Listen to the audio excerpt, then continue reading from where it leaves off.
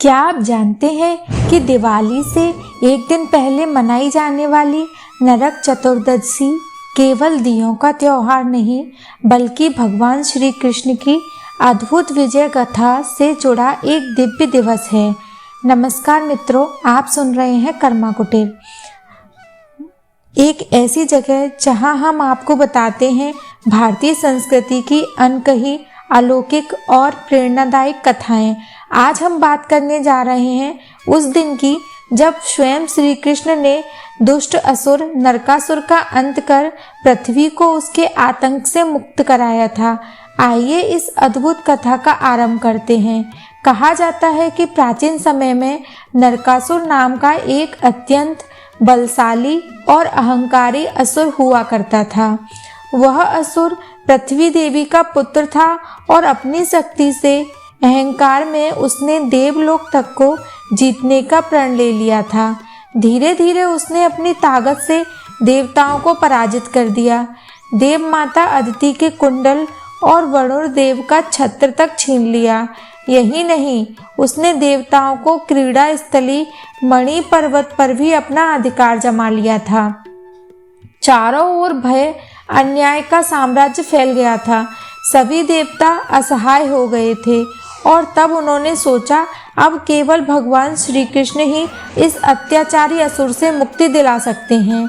एक दिन देवराज इंद्र स्वयं द्वारका पहुँचे और भगवान श्री कृष्ण से निवेदन किया, प्रभु, वह नरकासुर हमें बार बार अपमानित करता है, लोगों पर अधिकार कर लिया है, कृपया हमारे उससे रक्षा करें और हमें मुक्ति दिलाइए। भगवान श्री कृष्ण मुस्कुराए और बोले, देवराज, अधर्म जब अपने चरम पर पहुंचता है तब धर्म की रक्षा के लिए हमें अवतार लेना पड़ता है। चलिए आज उस अधर्मी का अंत करते हैं। इसके बाद श्री कृष्ण ने अपनी पत्नी सत्यभामा से कहा कि वे भी उनके साथ इस धर्म युद्ध में चलें, क्योंकि एक कथा के अनुसार सत्यभामा स्वयं पृथ्वी देवी का अंश थी और नरकासुर पृथ्वी देवी का पुत्र, यानी एक युद्ध एक माँ के अंश और उसके पापी पुत्र के बीच का था। और भगवान श्री कृष्ण और सत्यभामा गरुड़ पर सवार होकर प्राग ज्योतिषपुर यानी नरकासुर की राजधानी की ओर निकल पड़े। वहां पहुंचते ही भगवान ने अपने शंख पांचजन्य का नाद किया। उस नाद से पूरा आकाश गूंज उठा और असुरों की नगरी में भय फैल गया।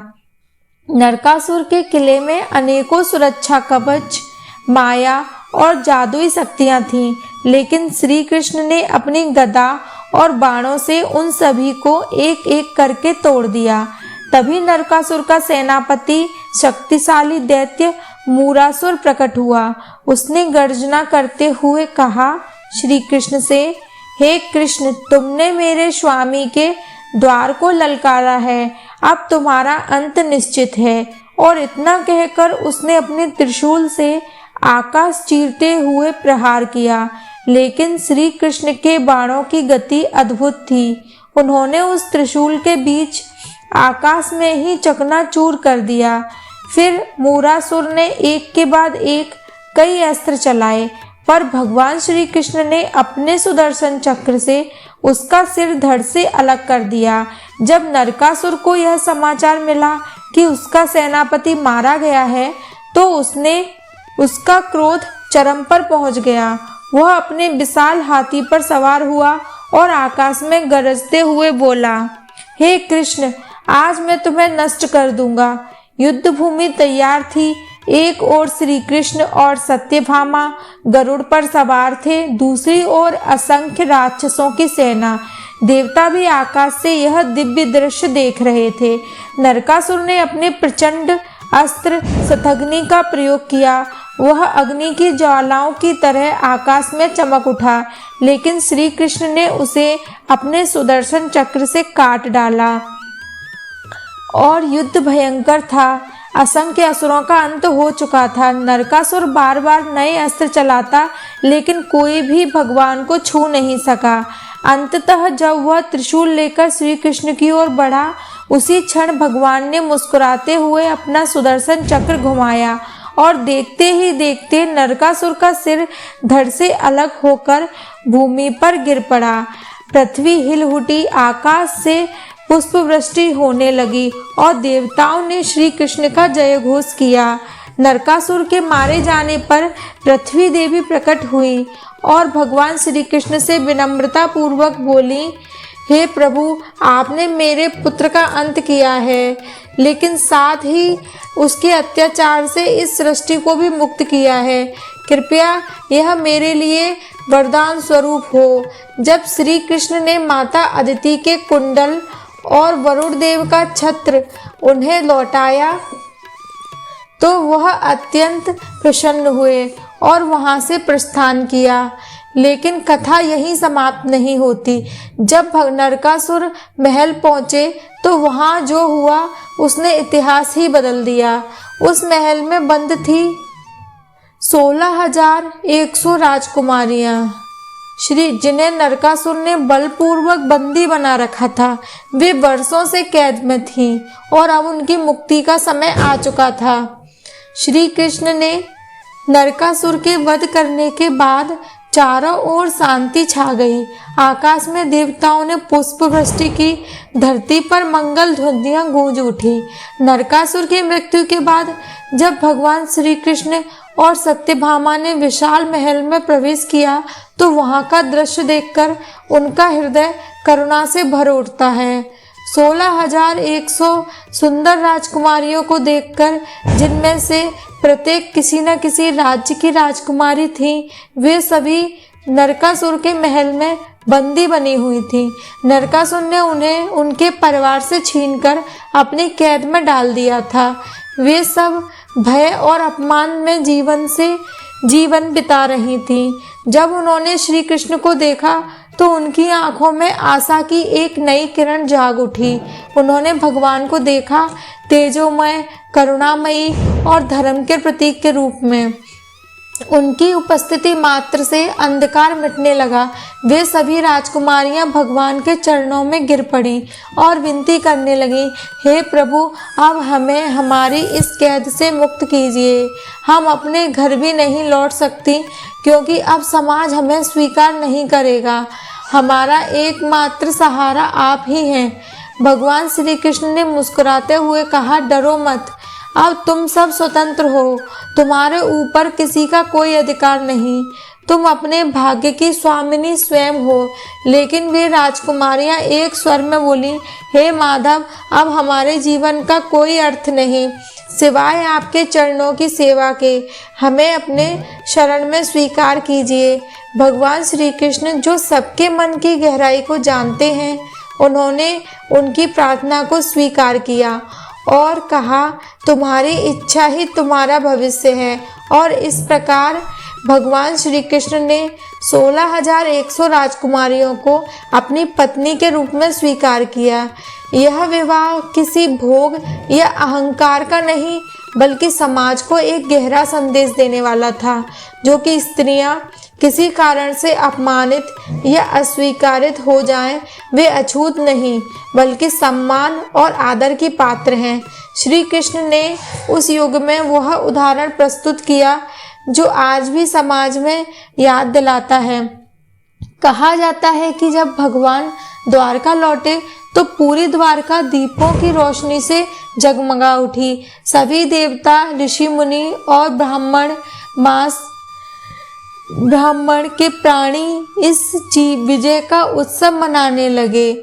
उसी दिन को कार्तिक मास की कृष्ण पक्ष की चतुर्दशी कहा गया और तब से यह दिन नरक चतुर्दशी के रूप में प्रसिद्ध हुआ। यह दिन केवल असुर वध का प्रतीक नहीं, बल्कि पाप, अहंकार और अन्याय के अंत का भी प्रतीक है। शास्त्रों में कहा गया है कि जिस दिन श्री कृष्ण ने नरकासुर का वध किया था, उसी दिन से लोगों ने यह मान लिया कि इस तिथि पर दीप जलाने से घर आंगन ही नहीं, मन का अंधकार भी मिटता है।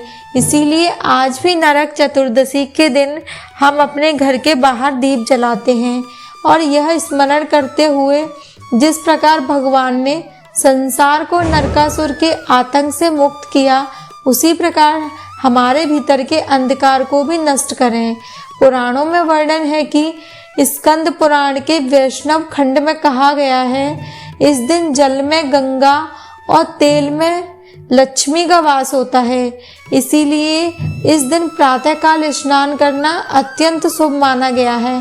कहा जाता है जो व्यक्ति इस दिन सूर्योदय के पहले उठकर स्नान करता है और तेल अभिषेक स्नान करता है, वह यमराज के दर्शन से मुक्त हो जाता है।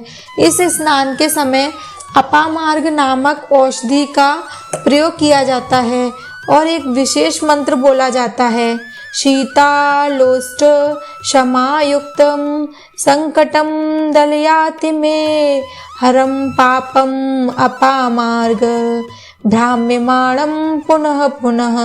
अर्थात जो खेत के ढेले कांटेदार पत्तों से युक्त अपामार्ग है, वह बार बार मेरे सिर पर घुमाए जाने पर मेरे सभी पापों को नष्ट कर दे।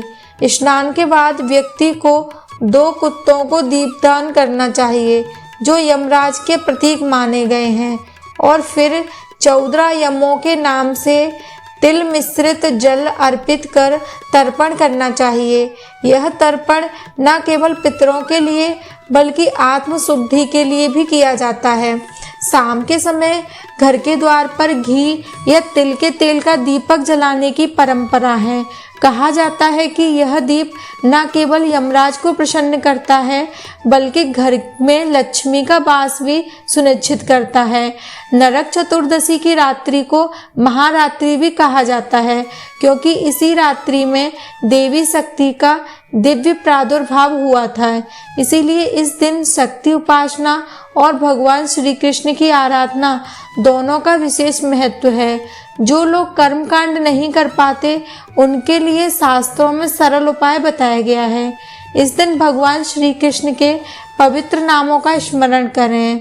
जो भी भक्ति भाव से स्मरण करता है उनके सारे पाप नष्ट हो जाते हैं। इसीलिए भगवान के नाम का स्मरण ही सबसे बड़ा स्नान और सबसे बड़ी पूजा है और सबसे बड़ा दीपदान भी है। संध्या के समय जब घर में दीप जलाएं तो भगवान श्री कृष्ण को दीप अर्पित करें, दामोदर अष्टकम का पाठ करें और अपने पितरों के लिए शांति की प्रार्थना करें। यही वह क्षण है जब दिवाली की रोशनी आरंभ होती है, विजय की, शांति की और आत्म प्रकाश की रोशनी। और इसी के साथ यह कथा हमें यह संदेश देती है कि अंधकार चाहे कितना भी गहरा क्यों न हो, एक दीपक उसे मिटा सकता है। जैसे भगवान श्री कृष्ण ने नरकासुर के अंधकार को मिटाया, वैसे ही भगवान श्री कृष्ण सबके जीवन में उजियाला लेकर आते हैं और सबके मन के मोह, लोभ, अहंकार और अज्ञानता को दूर करते हैं।